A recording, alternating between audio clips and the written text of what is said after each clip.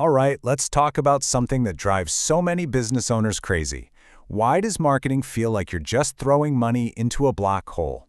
Well, if you're tired of confusing strategies that just don't seem to work, you are in the right place. Today, we're going to build a really simple but powerful playbook that turns all that confusion into actual customers. So, let's kick things off with a problem that probably keeps a lot of you up at night: pouring good money into marketing and getting, well, pretty much nothing back. It's an incredibly common story, but you know what? Understanding why it's happening is really the first step to fixing it for good.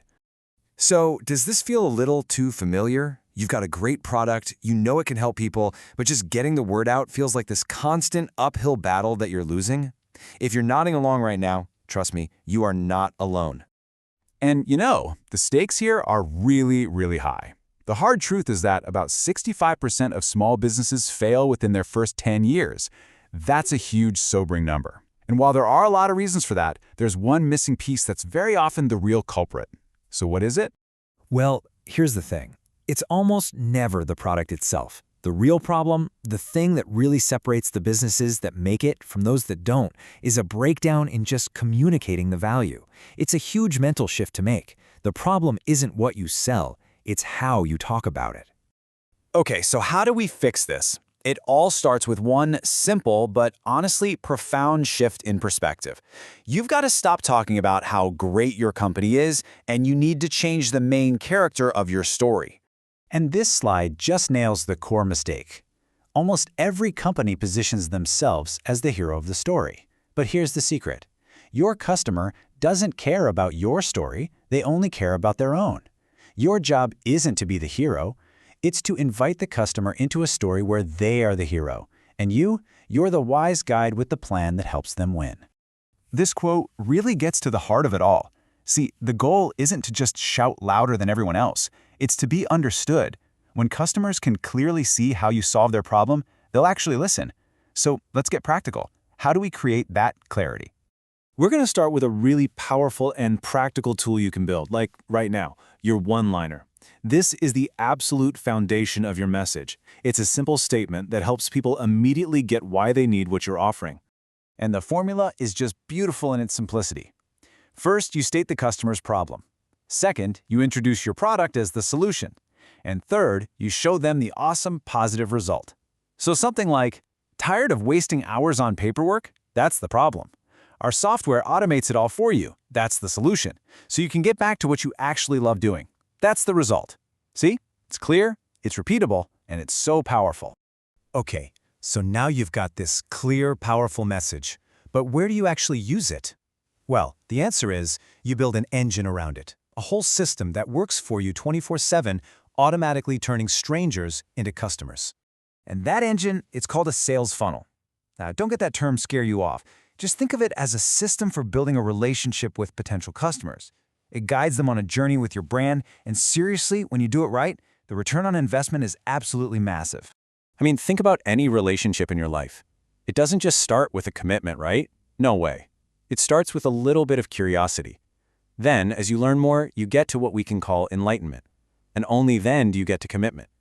A good sales funnel just respects this natural process and guides your customers right through these three phases. The very top of your funnel, where you first spark that curiosity, is usually your website. And it has one job to do, and it has to do it in about 5 seconds flat. It needs to pass what's called the grunt test. And yeah, it's exactly what it sounds like. A caveman should be able to look at your site, grunt, and know exactly what you do. So to pass the grunt test, your website's header has to answer 3 questions like instantly. First, what do you offer? Be super specific. Second, how is it going to make my life better? That's your value. And third, what do I do next? That's your big buy now or sign up button.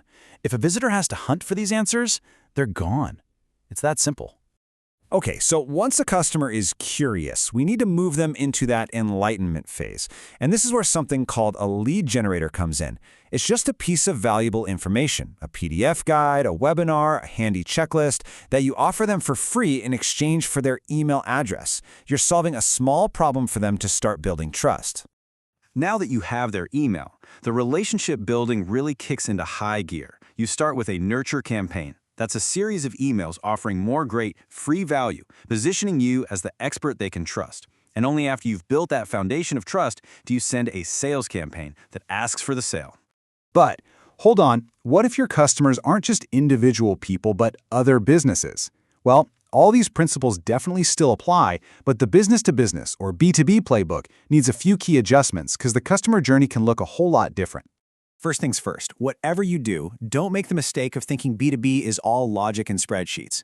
Human beings don't just switch off their emotions from 9 to 5. B2B buyers are still people, and they're motivated by things like less stress, more job security, and the feeling of a job well done. The emotional drivers are absolutely still key. And this is where the strategy really starts to change. Consumer brands, they often cast a really wide net, right? Targeting millions. B2B, though, is all about precision.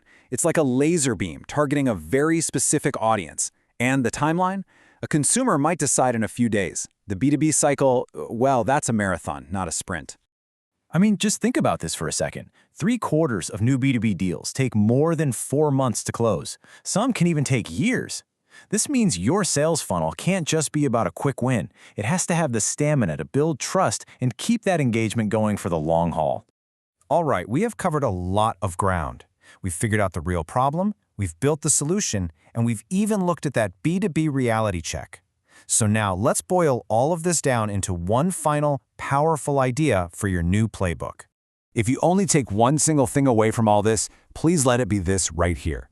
Your goal isn't just to get noticed, it's to be remembered. When a customer has the exact problem that you solve, your brand needs to be the one that instantly pops into their head. So how do you become memorable? It's simple. Repetition. Your job is to take that clear, simple, short message, your one-liner, and repeat it everywhere. On your website, in your emails, on your business cards, everywhere. Consistency is what burns a message into memory. And that brings us to our final and maybe most important question. The true test of your marketing isn't just if you can say your message. It's if your customers can. Is it so simple, so clear, that a happy customer could easily tell a friend about you?